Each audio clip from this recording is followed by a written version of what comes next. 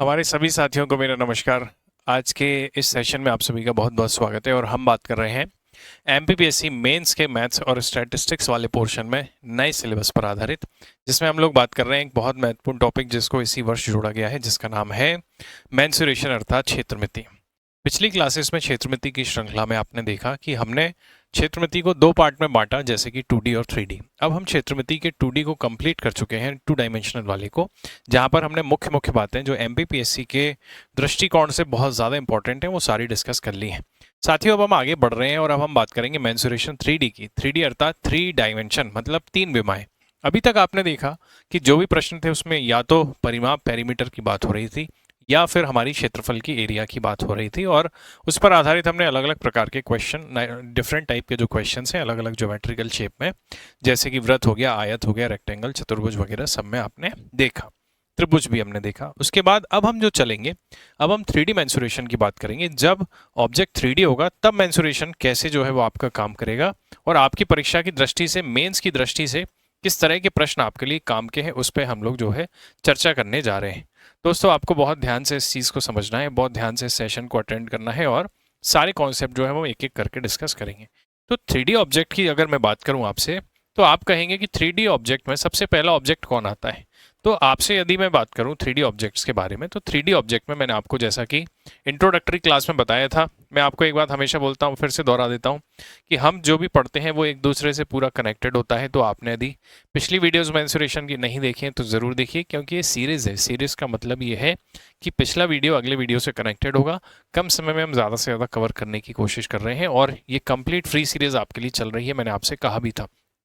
अगर मैं आपसे बात करता हूँ 3D की, तो 3D में आप किस किस की बात करते हैं, जैसे कि आप बात करते हैं घन की। घन मतलब क्या होता है दोस्तों? क्यूब होता है घन। घन मतलब क्या होता है? क्यूब।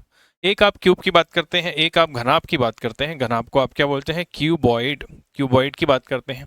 घनाभ के बाद घनाभ भी, क्यूबॉइड भी एक 3D ऑब्जेक्ट होता है। फिर हम बात करेंगे बचपन में जिससे आपकी मार पड़ती है, जिसका नाम है बेलन। बेलन मतलब इंग्लिश में आप इसको क्या कहते हैं? सिलेंडर। सिलेंडर के बारे में बात करेंगे। फिर एक हम शंकु के बारे में बात करेंगे, कोन के बारे में बात करेंगे, और कोन के अलावा दो ऑब्जेक्ट्स की और हम बात करेंगे, जिसका नाम है गोला, स्फीयर, और एक बात करेंगे जब आप गोले को काट देते हैं आधा तो क्या बन जाता है? अर्धगोला अर्थात हेमी स्फीयर। इतने ऑब्जेक्ट्स की चर्चा जो है हमें इस सेशन में करनी है। तो एक एक करके हम 3D मेंसुरेशन को समझते हैं। यहाँ पर आप देख पा रहे हैं कि सबसे पहले हम क्या डिस्कस करने जा रहे हैं? घन, क्यूब। तो घन क्या होता है साथियों? बचपन में आप सभी मामा के घर गए होंगे, अपने घर पे भी आपने पासे खेले होंगे, जिसमें 1 2 3 4 5 6 लिखा होता था। सांप सीढ़ी आपने खेली है, लूडो आपने खेला है। तो वो जो पासा आप फेंकते थे, वो पासा चारों तरफ से एक जैसा नजर आता था। आपने देखा होगा कि पासे पे एक जगह 1 लिखा होता था, दूसरी जगह 2 3 4 5 और 6। तो जो 6 जगह पे 6 आपके नंबर्स लगे रहते थे, उसको क्या बोलते थे आप? फलक। फलक को आप इंग्लिश में क्या कहते हैं? फेस। तो घन कैसा ऑब्जेक्ट है जिसमें 6 फेस होते हैं? फिर आपसे यदि मैं बात करूं शीर्ष, शीर्ष मतलब क्या होता है? वर्टेक्स। तो अगर मैं आपसे बात करूं घन में शीर्ष कितने होते हैं, तो अगर पहले आपसे हम बात करें कि वर्टेक्स है कहाँ, तो ये जो कॉर्नर वाले जो पॉइंट्स होते हैं जहां पर 3 फलक मिलते हैं एक साथ, उसको बोलते हैं वर्टेक्स। आप टोटल वर्टेक्स गिनेंगे तो आपको 4 वर्टेक्स ऊपर मिलेंगे, 4 वर्टेक्स नीचे मिलेंगे, मतलब कितने शीर्ष मिलेंगे आपको? 8। और फिर यदि मैं आपसे बात करूं कोर, कोर क्या होती है? जहां पर 2 फलक मिलते हैं।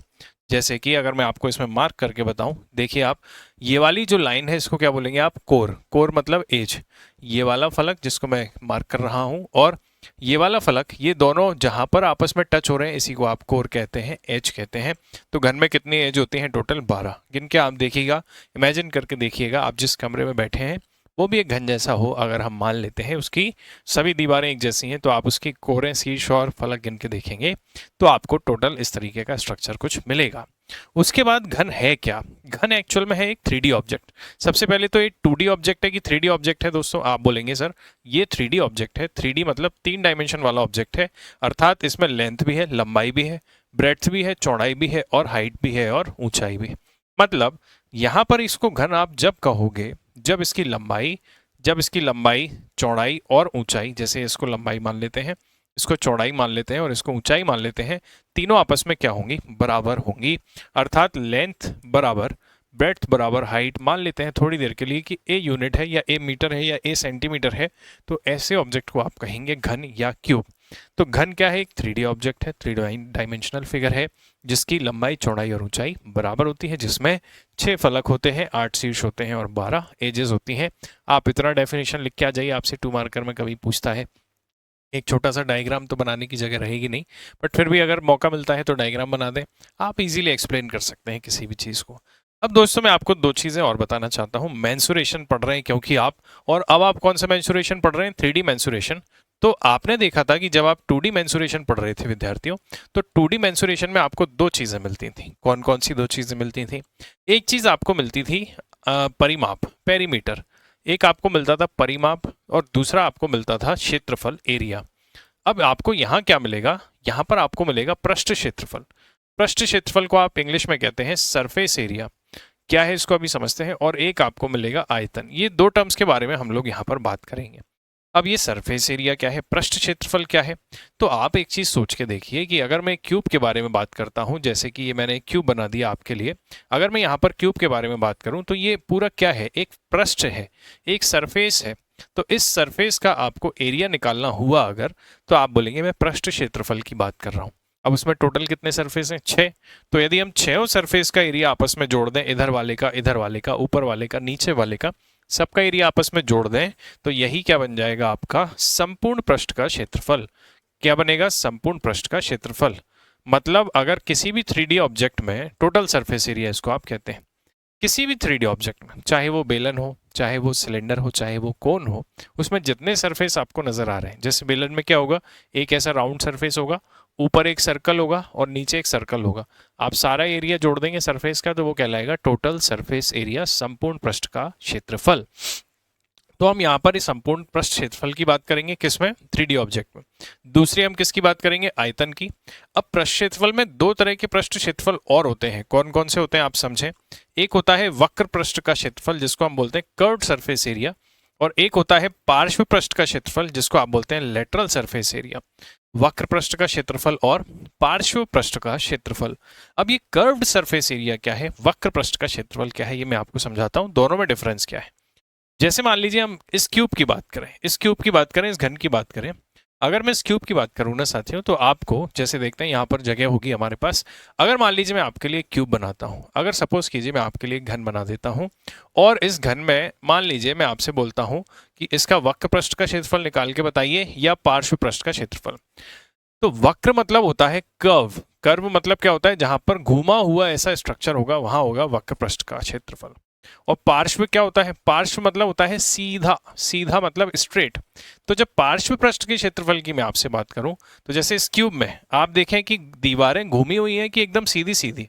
ये खड़ी हुई दीवार, जैसे कि ये दीवार यहां से यहां तक कैसी है? खड़ी है। कमरे को इमेजिन करो आप, कमरे की चारों दीवारें जो है वो कैसी हैं? आपकी स्ट्रेट, सीधी सीधी दीवारें हैं। तो स्ट्रेट जो ऑब्जेक्ट्स हैं उनको आप क्या बोलते हैं? पार्श्व पृष्ठ का क्षेत्रफल। कभी भी आपको किसी ऑब्जेक्ट का लेटरल सरफेस एरिया या कर्व्ड सरफेस एरिया निकालना हो, जैसे कि बेलन में क्या होगा, मैं आपसे पूछूं, तो आप बोलेंगे कि सर बेलन में जो है वो घुमा हुआ है, अर्थात उसमें कर्व्ड सरफेस एरिया होगा। मैं आपसे पूछूं सर कोन में क्या होगा, शंकु में जो आइसक्रीम आप खाते हैं उसमें, उसमें वक्र पृष्ठ का क्षेत्रफल होगा। लेकिन अगर मैं आपसे पूछूं गोले में क्या होगा, स्फीयर में क्या होगा, तो आप बोलेंगे गोला भी घुमा हुआ है, तो गोले में भी क्या होगा? कर्व्ड सरफेस एरिया होगा।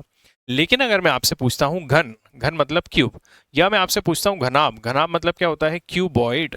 तो क्यूब या क्यूबॉइड की अगर मैं आपसे बात करूं, तो इसमें कौन सा सरफेस एरिया होगा? इसमें होगा पार्श्व पृष्ठ का क्षेत्रफल या लेटरल सरफेस एरिया। ये बात आपको समझ में आई होगी, मुझे पूरी उम्मीद है। तो पहले तो आपको शब्दों का मतलब समझ नहीं आएगा, तो आप सवाल कैसे सॉल्व करेंगे? इसलिए आपको ये समझ आया कि लेटरल सरफेस एरिया और कर्व्ड सरफेस एरिया में क्या डिफरेंस है। अब ये होते कहाँ हैं? एक शब्द आपने बोले कि सर आप कह रहे हैं कि संपूर्ण पृष्ठ का क्षेत्रफल मतलब उसमें सारे फेस आ जाते हैं, तो ये वक्र और पार्श्व अलग से क्यों पढ़ा रहे हो? ये इसलिए पढ़ा रहा हूं कि जब हमसे इस घन का, इस क्यूब का पार्श्व पृष्ठ का क्षेत्रफल पूछेगा, लेटरल सरफेस एरिया पूछेगा, तो आपको केवल ये खड़ी वाली दीवारों का एरिया जोड़ना है। जैसे एक दीवार, दो दीवार, तीसरी दीवार ये पीछे आपको नजर आ रही है, तीसरी दीवार, और चौथी दीवार आपको ये वाली नजर आ रही है। इन चारों दीवारों का एरिया जोड़ोगे तो एक दीवार का एरिया ए स्क्वायर होगा, तो चारों दीवारों का कितना होगा? 4a स्क्वायर होगा।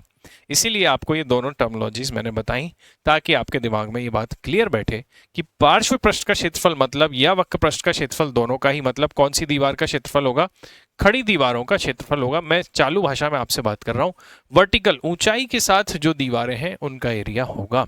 इतनी बात आपके दिमाग में बैठ गई होगी, मैं आपसे उम्मीद करता हूँ। तो अब साथियों हम क्यूब को समझ लेते हैं, घन को समझ लेते हैं सीधा सीधा। इस घन में, इस क्यूब में आप मुझे बताइए कितने फलक हैं? 6। 6 की डायमेंशन सेम है। मैं यहाँ पर वापस से आपके लिए एक घन बना देता हूँ, बढ़िया सा साफ सुथरा नीट एंड क्लीन बनाने की कोशिश करते हैं। आपको क्यूब बचपन में खूब बनाया होगा आपने, इस तरीके से सभी लोग बनाते हैं, तो हमें उसका यूज़ फाइनली आज पड़ ही गया है। इसकी सभी भुजाएं आपस में बराबर हैं, जैसे कि लंबाई भी ए है, चौड़ाई भी ए है और सर ऊंचाई भी क्या है इसकी ए है। अब मैं आपसे पूछूं कि इसका सबसे पहले वक्र पृष्ठ का तो आएगा नहीं, क्या आएगा? पार्श्व पृष्ठ का क्षेत्रफल ज्ञात कीजिए। तो पार्श्व पृष्ठ का क्षेत्रफल आपसे पूछूं इसका क्या होगा, तो आप बोलेंगे सर चारों दीवारों का एरिया आप जोड़ दीजिए। तो अब आपको नजर आ रही होगी इसकी एक दीवार, अभी आप 2D में पढ़ के आए हो, एक दीवार कैसी है इसकी, दोनों साइड बराबर है तो स्क्वायर वर्ग है, तो एक दीवार का क्षेत्रफल कितना होगा? ए स्क्वायर। तो चारों दीवारों का क्षेत्रफल कितना होगा? तो आप कहेंगे कि सर 4a स्क्वायर, और ए क्या है? भुजा, तो 4 इंटू भुजा का वर्ग या 4 इंटू साइड का स्क्वायर। समझ में आया? फिर आपसे मैं पूछता हूं सेकंड की, अगर संपूर्ण पृष्ठ का क्षेत्रफल क्या होगा? संपूर्ण पृष्ठ का क्षेत्रफल, दैट इज ये था लेटरल सरफेस एरिया। अब मैं आपसे बात कर रहा हूं टोटल सरफेस एरिया की, तो आपसे पूछूंगा कि चार दीवार तो है ही, एक छत भी है और एक फर्श भी है, और छत भी क्योंकि उसकी लंबाई चौड़ाई बराबर है तो वो भी ए स्क्वायर होगा, और फर्श जो है वो भी ए स्क्वायर होगा। तो टोटल कितना हो गया? 6a square. तो आपको ये दोनों चीजें पूरी अच्छे से पता होना चाहिए कि पार्श्व पृष्ठ का क्षेत्रफल और संपूर्ण पृष्ठ का क्षेत्रफल क्या होगा। आपने दोनों भी बढ़िया कैलकुलेट कर लिए, कोई समस्या नहीं है, बहुत अच्छी बात है। अब इसमें एक चीज और बचती है जिसका नाम है आयतन, वॉल्यूम। तो आयतन क्या होगा? तो आपसे कहेंगे हम कि आयतन बताइए। तो आयतन इसका जो होता है वो होता है ए क्यूब। आप ऐसा समझिए कि मैंने एक घन बनाना है, मुझे एक घन बनाना है, तो घन पे क्या कर रहा हूं मैं? ए स्क्वायर जैसी, आप ऐसे समझें कि ए स्क्वायर जैसा एक स्क्वायर जो है, एक वर्ग है, इसको वर्ग मान लें थोड़ी देर के लिए, ए स्क्वायर। फिर इसके ऊपर एक और प्लेट रख दी हमने उठा के, ए स्क्वायर। फिर एक और प्लेट रख दी, ए स्क्वायर। फिर एक और प्लेट रख दी, ए स्क्वायर। फिर एक और प्लेट रख दी, ए स्क्वायर। और कितनी ऊंचाई तक रख दी? ए ऊंचाई तक। तो ए स्क्वायर क्षेत्रफल वाली प्लेटें हमने ए ऊंचाई तक रख दी, तो आपका जो आयतन बना वो कितना बना? ए क्यूब बना। चालू भाषा में, बोलचाल की भाषा में आप इसको ऐसे याद रख सकते हैं। तो ये आपको सारी बातें समझ में आना चाहिए। और इसमें एक होता है सबसे बड़ा विकर्ण। अब मैं ज़्यादा डेप्थ में नहीं लेके जा रहा हूँ क्योंकि आप जो है वो तैयारी कर रहे हैं फिलहाल एमपीपीएससी की। अगर आप एसएससी की तैयारी कर रहे होते तो हम इसको और डिटेल में चर्चा करते। सबसे बड़ा विकर्ण होता है इसका a√3। मैं आपको थोड़ी सी हिंट से समझा देता हूं कि ये a√3 आता कैसे है। ये सब आपको नोट्स बनाने हैं, ठीक है? इसकी पीडीएफ भी मैं हमारे व्हाट्सएप ग्रुप में डलवा दूंगा, ठीक है ना? अब आपसे मैं बोलूँ सबसे बड़ा विकर्ण, लार्जेस्ट डायगोनल कैसे निकालोगे? देखो थोड़ा सा इमेजिन कर लीजिए आप मेरे साथ। अगर मान लीजिए मैं आपसे कहता हूँ कि ये हमारा एक घन है, ये हमारा एक क्यूब है, इस घन का मुझे लार्जेस्ट डायगोनल निकालना है। लार्जेस्ट डायगोनल मतलब ऐसे सोचो कि एक कमरे में आपको सबसे बड़ी रॉड रखनी, कमरे में, आप जिस कमरे में बैठे हो इमेजिन करो, तो कमरे की छत का एक सबसे दूर का कोना पकड़ो, और आपकी जो जमीन है फर्श का एक सबसे उसके अपोजिट कोना पकड़ो। जैसे मान लीजिए कमरे का इधर का कोना लिया तो छत का उधर, फर्श का उधर का कोना लेंगे, तो एक छड़ ऐसे टेढ़ी करके रखी जा सकती है। वही लार्जेस्ट डायगोनल क्या होता है? इसका विकर्ण होता है, या सबसे बड़ी छड़ होती है। तो साथियों एक बात समझना, बहुत ध्यान से समझना, मैं पहले इस पॉइंट से इस पॉइंट तक आने के लिए छत के ये कोने से नीचे उतर के आऊंगा। फिर मुझे आपको ये दिख रहा होगा, आपको ये स्क्वायर दिख रहा होगा, ऐसा वर्ग है ये एक्चुअल में, क्योंकि नीचे स्क्वायर है, ये 3D ऑब्जेक्ट है इसलिए आपको एंगल पे नजर आ रहा है। तो आपसे यदि मैं कहूँ अब कि आपको उस पॉइंट से इस पॉइंट तक आने के लिए यहाँ से यहाँ तक आना पड़ेगा सीधा, यहाँ से यहाँ तक यदि आप आओगे, इसकी भुजा ए है, इसकी भुजा ए है, तो अगर आप इस चतुर्भुज में, जिसको मैं मार्क कर रहा हूँ, अगर इस चतुर्भुज में पाइथागोरस लगाओगे तो ये वाली जो लंबाई है वो क्या होगी? ए और ए कितना होगा? a√2 होगा कि नहीं होगा? बताइए। अब ये क्योंकि खड़ी दीवार है और ये फर्श के बीचों बीच से जा रहा है, इमेजिन करो आपके फर्श के बीचों बीच से डायगोनल एक जा रहा है और एक खड़ी दीवार का कोना है, तो दोनों में 90 डिग्री का कोण होगा। तो ये भुजा भी आपकी कितनी है? ये भुजा भी कितनी है? ए है। तो आप कहेंगे कि सर ए भुजा ये रही और ये डायगोनल कितना है? a√2 है। अब इन दोनों के ही तो पॉइंट्स आपस में मिल रहे हैं, ये देखिए, इसको मिला दूंगा तो क्या बन जाएगी? आपकी सबसे बड़ी छड़।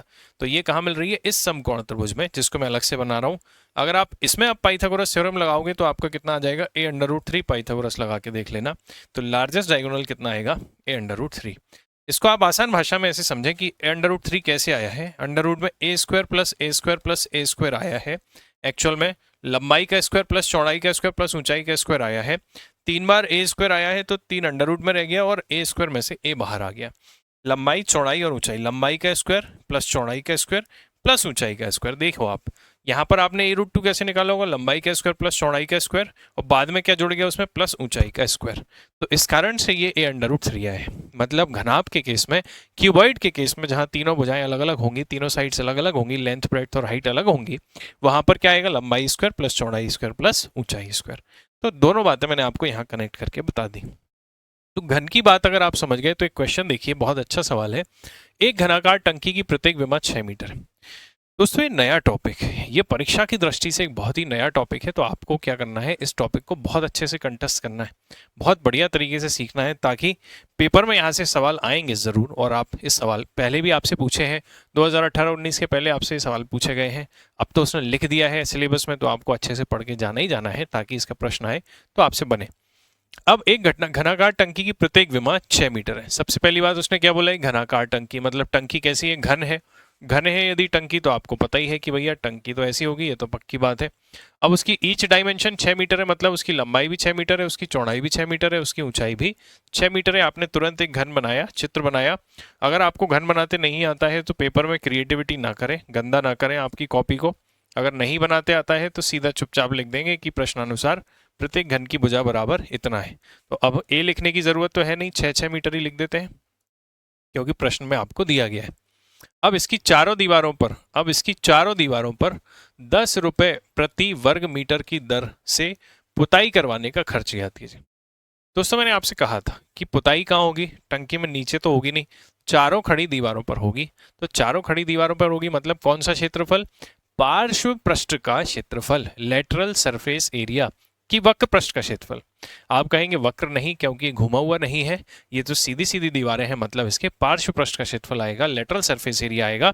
और सर इसका लेटरल सरफेस एरिया जो होगा, इसका जो पार्श्व पृष्ठ का क्षेत्रफल होगा, तो आप क्या बोलेंगे, घन के पार्श्व। अब सबसे पहले तो आप क्या लिखेंगे, जैसे मान लीजिए प्रश्न 7 मार्कर में आया, प्रश्नानुसार एज पर दी क्वेश्चन, आप क्या बोलते सर कि प्रश्नानुसार घन की प्रत्येक भुजा, घन की प्रत्येक विमा फिर आप यहां पर ऐसे भी लिख सकते हैं कि लंबाई बराबर चौड़ाई बराबर ऊंचाई बराबर कितना मीटर है, 10 मीटर है, ये आपको दिया गया है।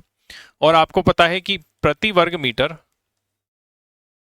मीटर पुताई का जो खर्च आपको है वो भी दिया गया है, पुताई का खर्च। अगले सवाल को हम इंग्लिश में लिखेंगे, क्योंकि हमारे इंग्लिश मीडियम के विद्यार्थियों को भी ये बात समझ में आना चाहिए। 10 रुपए प्रति वर्ग मीटर, ये आपने दोनों चीजें लिख दी। अब आपसे क्या बोला है कि पुताई का खर्च ज्ञात कीजिए, तो आप सबसे पहले क्या बोलेंगे कि घन का पार्श्व पृष्ठ का क्षेत्रफल, घन का पार्श्व पृष्ठ का क्षेत्रफल बराबर क्या होता है बताइए आप, भुजा का वर्ग होता है कि 4a² होता है। चार दीवार हैं, चारों वर्ग जैसी हैं, स्क्वायर जैसी हैं, तो 4a² होगा। ठीक है, अब आप क्या कहेंगे, मान रखने पर, ऑन सब्स्टिट्यूटिंग दी वैल्यू। तो आपने क्या बोला सर कि मान रखने पर हम इसका वैल्यू पुट कर देते हैं।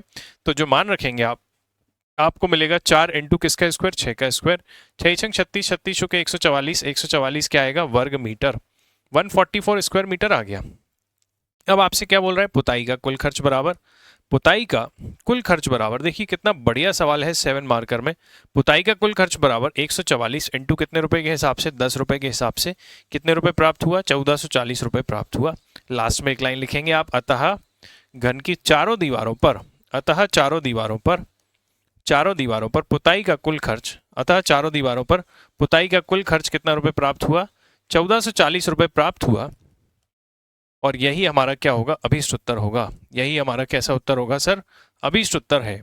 ये बात आपको समझ में आ गई होगी, मुझे इस बात की पूरी उम्मीद है।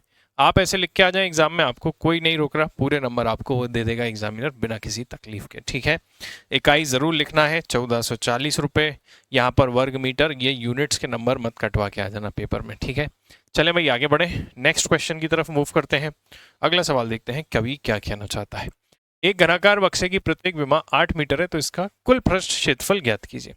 अब आपको क्या दिया है, सिलेंडर क्यूबिकल बॉक्स दिया है और प्रत्येक विमा आपको दे रखी है कितनी, 8 मीटर। बहुत बढ़िया, आसान सा प्रश्न है, एक सिंपल सा सवाल है। अगर मैं आपसे कहूं कि 8 मीटर डायमेंशन वाला आपका एक घन है, अब हम इसको लिखेंगे कि सबसे पहले क्या दिया है, प्रश्नानुसार आपको क्या दिया है, प्रत्येक विमा, ईच डायमेंशन ऑफ क्यूब, हम इसको इंग्लिश में लिख देते हैं, each dimension of cube is equal to कितना है, 8 मीटर से। 8 मीटर इंग्लिश में ही लिखना भाई, हिंदी और इंग्लिश मिक्स मत कर देना। स्पेलिंग मिस्टेक को माफ कीजिएगा अगर हो जाए मुझसे तो। आपको दिया each dimension of cube is 8 metres. आपको निकालना क्या है, कुल पृष्ठीय क्षेत्रफल। वी नो दैट, हम जानते हैं, we know that total surface area, total surface area of cube is equal to क्या होता है बताइए। आप बोलेंगे 6 दीवार जोड़नी है आपको, छत और फर्श भी लेना है, मतलब ऊपर का ए स्क्वायर और नीचे का भी ए स्क्वायर। 6 वर्ग है तो आप बोलेंगे 6 इंटू क्या लिखेंगे आप, साइड का स्क्वायर। आप बोलेंगे on substituting the value, value of side in formula, सूत्र में मान रखने पर। तो आप बोलेंगे कि total surface area is equal to, total surface area is equal to 6 into side कितनी है 8, तो आप बोलेंगे 6 इंटू 64, 24 और 38 स्क्वायर मीटर, या आप कहेंगे मीटर स्क्वायर, या आप कह लीजिए स्क्वायर मीटर। इस तरीके से आप लिख देंगे और आप क्या लिखेंगे लास्ट में, hence the total surface area of, total surface area of cube is 384 square metre, this is the desired answer. इतना आप लिख दीजिए बहुत बढ़िया तरीके से बिना किसी समस्या के। विद्यार्थियों यहाँ पर कैलकुलेशन चेक कर लेना एक बार, सही है, बिल्कुल सही है, कोई दिक्कत यहाँ पर कहीं से कहीं तक नहीं है। आप मेरी बात को समझ पाए कि कैसे हमें एमपीपीएससी में नंबर चाहिए, उससे एग्जामिनर से बोलना है कि देखो हमने आपके लिए चित्र भी बना दिया, देखो हमने आपके लिए फॉर्मूला भी लिख दिया, फॉर्मूले को बॉक्स में मार्क भी कर दिया, देखिए हमने आपके लिए आंसर की यूनिट्स भी सही लिख दी और आंसर भी सही लिख दिया। अब तो आप हमें पूरे नंबर दे दीजिए, तो आपको एग्जामिनर पूरे नंबर देने के लिए मजबूर रहेगा, कोई समस्या इसमें नहीं। अगला प्रश्न देखिए क्या कह रहा है, एक घनाकार बक्से की प्रत्येक विमा, each dimension of a cube इस 10 मीटर्स, मतलब लंबाई चौड़ाई ऊंचाई तीनों ही 10-10 मीटर है, ऐसा वो कहना चाह रहा है। आगे वो कह रहा है कि इसका पार्श्व पृष्ठ का क्षेत्रफल ज्ञात कीजिए एवं इसका सबसे बड़ा विकर्ण भी ज्ञात कीजिए। अब आपको इतना आसान लगेगा ये प्रश्न, इसमें कुछ भी नहीं बचा है। लेटरल सरफेस एरिया मतलब 4a स्क्वायर, और सबसे बड़ा विकर्ण आपको पता है कि a√3 होता है, तो आपको कोई दिक्कत इसमें नहीं है। सबसे पहले आप एक चित्र बना दें और 10 मीटर आप हिंदी इंग्लिश दोनों में जिस भी माध्यम के हैं, हिंदी के हैं तो हिंदी में लिख दें, इंग्लिश के हैं तो इंग्लिश में लिख दें। तो आप बोलेंगे सबसे पहले जैसे कि again as per the question या प्रश्न अनुसार क्या बोलेंगे आप, घन की प्रत्येक भुजा, घन की प्रत्येक भुजा each dimension of cube is equal to कितना है 10 मीटर। हिंदी इंग्लिश दोनों में से कोई भी ऑप्शन ऑफ कर लें। अब आप क्या कहेंगे कि इसका पार्श्व पृष्ठ का क्षेत्रफल बराबर, पार्श्व पृष्ठ का क्षेत्रफल पूरा लिखना है आपको, 4 इंटू क्या होता है भुजा का वर्ग, फिर क्या लिखेंगे आप मान रखने पर। साथियों बहुत बेहतरीन प्रश्न आते हैं यहाँ से। 4 इंटू बहुत आसान है सिलेबस आपका, कोई बहुत बड़ा रॉकेट साइंस आपको नहीं पढ़ना है। एमपीपीएससी में गणित केवल बेसिक पूछता है आपसे, बस प्रेजेंटेशन स्किल्स मैंने आप सही सही लिख के आ जाओ बस। ऐसा सोचो आप कि मुझे 6 साल के बच्चे को कॉपी पढ़वानी है तो उसको सब समझ आना चाहिए कि आप क्या लिख रहे हैं और क्या आप कहना चाह रहे हैं अगली लाइन में, ठीक है। इसी प्रकार अब क्या निकालेंगे हम, सबसे बड़े विकर्ण की गणना, तो क्या लिखेंगे आप, सबसे बड़े विकर्ण की क्या कर रहे हैं अब आप गणना, तो आप बोलेंगे कि सबसे बड़ा विकर्ण बराबर, सबसे बड़ा विकर्ण बराबर क्या होता है, a√3 ना लिखते हुए आप क्या लिखेंगे, भुजा इंटू √3। तो भुजा कितनी है 10 और 10√3 वर्ग मीटर मत लगा देना जल्दबाजी में, विकर्ण की लंबाई पूछी आपसे मीटर, और लास्ट में क्या लिखेंगे हैंस, दोनों का लिख देंगे आपकी, इसका पार्श्व पृष्ठ का क्षेत्रफल इतना और सबसे बड़ी भुजा इतनी प्राप्त हुई। यही इस प्रश्न का सही उत्तर होगा। आपके दिमाग में 3 सूत्र बैठ गए। घन का आयतन होता है a क्यूब, क्यूब जो वॉल्यूम होता है क्यूब का होता है a क्यूब, उसका सब पार्श्व पृष्ठ लेटरल फ्लैट सरफेस एरिया जो होता है वो कितना होता है 4a स्क्वायर, संपूर्ण पृष्ठ का क्षेत्रफल टोटल सरफेस एरिया होता है 6a स्क्वायर, और इसका जो विकर्ण होता है वो होता है a√3। इतनी बात अगर आप समझ गए हैं तो अगले प्रश्न की तरफ हम मूव करेंगे। एक घनाकार टंकी की प्रत्येक विमा 8 है तो कितने लीटर पानी भरा जा सकता है। बहुत अच्छा प्रश्न, बहुत ही शानदार सवाल, ऐसा प्रश्न आपसे पेपर में पूछ सकता है, पूरी संभावना है। आपको आंसर लीटर में पूछा है, ध्यान से देखिए आप, आपसे डायमेंशन दी है क्यूबिकल टैंक की कितनी दी है 8 मीटर, और आपसे पूछा है कि पानी कितने लीटर्स आएगा, लीटर्स में पानी की क्वांटिटी आपको बतानी है। तो ये बहुत ज़्यादा इंपॉर्टेंट बात है, आइए समझते हैं क्या कहना चाहता है कवि, जरा देखते हैं। एक घनाकार टंकी की प्रत्येक विमा, तो आप वही बोलेंगे कि as per the question each side of cubical tank, each side of cubical tank is कितनी है 8 मीटर्स। और आपसे क्या पूछा है, कितने लीटर पानी। अब पानी भरना मतलब क्या, वॉल्यूम, आयतन पूछा है, तो हम क्या बोलेंगे, वी नो दैट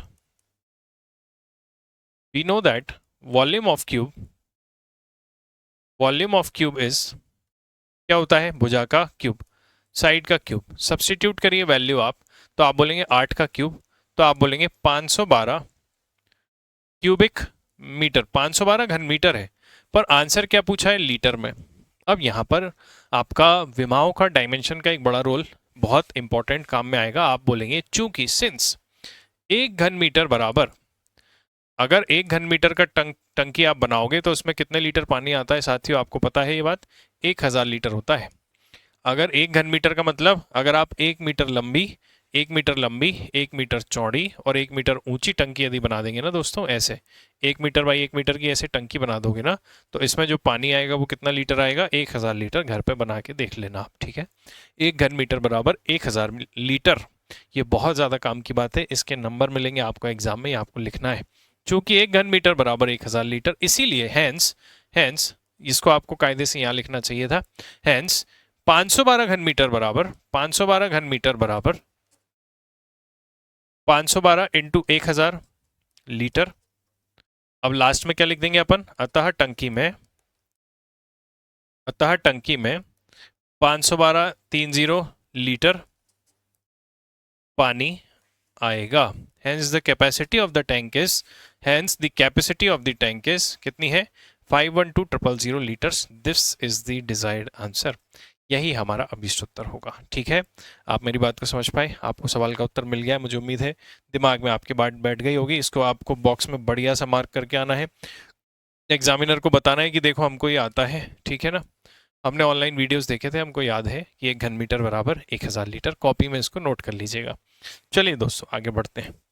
क्वेश्चन कह रहा है कि एक घन का संपूर्ण पृष्ठ का क्षेत्रफल एवं आयतन बराबर है, तो इसकी प्रत्येक भुजा बताइए। कितना अच्छा सवाल है। अब इसमें तो कुछ ही नहीं दिया, आप बोलेंगे तो कुछ नहीं दिया, तो अभी देख लेते हैं कि कैसे इसको सॉल्व करना है। आपसे बोला है कि if total surface area and volume of a cube are equal then find the side. का साइड ही पूछा है ना आपसे, तो आपने मान लिया कि साइड नहीं दी है, तो साइड कितनी मान ली, ए। तो सबसे पहले आपने बोला कि माना कि घन की भुजा, अब हिंदी में करेंगे हम, माना कि घन की भुजा, क्योंकि लंबाई चौड़ाई ऊंचाई बराबर है, तो माना कि घन की प्रत्येक भुजा बराबर कितनी है, ए मीटर है। अब आप क्या बोलेंगे, एज पर द क्वेश्चन, प्रश्नानुसार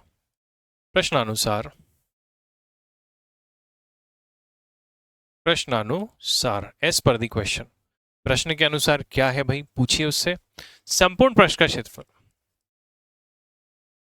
संपूर्ण पृष्ठ का क्षेत्रफल निकाल दीजिए। संपूर्ण पृष्ठ का क्षेत्रफल बराबर कितना होगा, 6 इंटू क्या होता है, भुजा का स्क्वायर होता है, तो क्या होगा, 6 ए स्क्वायर होगा। आयतन क्या होगा, आयतन वॉल्यूम क्या होगा आपका, ए क्यूब, मतलब भुजा का क्यूब, तो भुजा का क्यूब मतलब कितना होगा सर, ए क्यूब होगा, ठीक है। यहाँ पर घन मीटर आएगा, यहाँ पर क्या आएगा, वर्ग मीटर आएगा, क्योंकि यूनिट्स लिखना बहुत जरूरी है, वेरी इंपॉर्टेंट। अब आप कहेंगे यहाँ पर प्रश्नानुसार, अब कहेंगे, प्रश्न ने तो अब कहा ना आपसे, क्या कहा प्रश्न ने, कि संपूर्ण पृष्ठ का क्षेत्रफल total surface area is equal to volume, तो दोनों को आपने बराबर किया, अर्थात 6 ए स्क्वायर बराबर कितना हुआ, ए क्यूब। दोस्तों आपको मैंने ये बात सिखाई है, पर मैं आपको यहाँ समझा देता हूँ कि ए क्यूब का मतलब ए इंटू ए होता है, इसीलिए मैं आपको हमेशा बेसिक क्लास कराता हूँ पहले। 2 बार ए से 2 बार ए कट जाएगा, तो ए बराबर कितना बचेगा, 6 मीटर। ऐसा रचना के पद लिख के नहीं आने हैं, ये टर्म एग्जाम में नहीं लिखना है आपको, ठीक है। इसके बाद सीधा आप कितना लिखेंगे, ए बराबर 6 मीटर, ठीक है। तो आपको क्या मिल गई, प्रत्येक साइड। लास्ट में एक लाइन आ जाएगी, उस लाइन में आप क्या लिखेंगे, अतः घन की प्रत्येक भुजा, अतः घन की प्रत्येक भुजा, each side of cube is कितनी हुई, कितनी प्राप्त हो गई आपको, 6 मीटर्स प्राप्त हुई, और यही हमारा अभिष्ट उत्तर होगा। Hence each side of the cube is 6 metres and this is the desired answer, यही हमारा जो अभीष्ट उत्तर है वो होगा। ये बात आपको पता चल गई, ठीक है साथियों, आपको ये बात बहुत अच्छे से क्लियर हो गई होगी, मुझे ऐसी उम्मीद है। अब घन के बाद हम समझेंगे घनाभ। खैर अभी हम इस छोटे से सेशन में सीख पाए घन, और घन की सारी जानकारी मैंने आप तक पहुंचा दी है। मुझे आशा है कि आपको ये वीडियो बहुत पसंद आया होगा और अच्छे से समझ में आया होगा। आपको एमपीपीएससी में इससे ज़्यादा अननेसेसरी पढ़ के जाने की ज़रूरत नहीं है। लास्ट में मैं आपको मेंसुरेशन के प्रीवियस ईयर क्वेश्चन भी कराऊंगा जो अभी तक आपसे परीक्षा में पूछे गए हैं। इस सीरीज़ में मेंसुरेशन में ये हमारा एक और वीडियो मैंने आपके लिए ला कर रख दिया है, प्रस्तुत कर दिया है। आप अपने दोस्तों से इसको शेयर करें, हमारे यूट्यूब चैनल को सब्सक्राइब ज़रूर कर लें और बेल आइकन दबा देना ताकि नोटिफिकेशन आप तक सही समय तक पहुंचे। वीडियो पसंद आया हो तो एक कमेंट करने का कष्ट आप कर सकते हैं और लाइक कर सकते हैं। साथियों, आज के सेशन में इतना ही। उम्मीद करूंगा ये हमारी मेहनत आप तक अच्छे से पहुंच रही होगी। मिलेंगे आपसे अगली वीडियो में, तब तक के लिए थैंक यू वेरी मच। आप सभी का दिन शुभ रहे।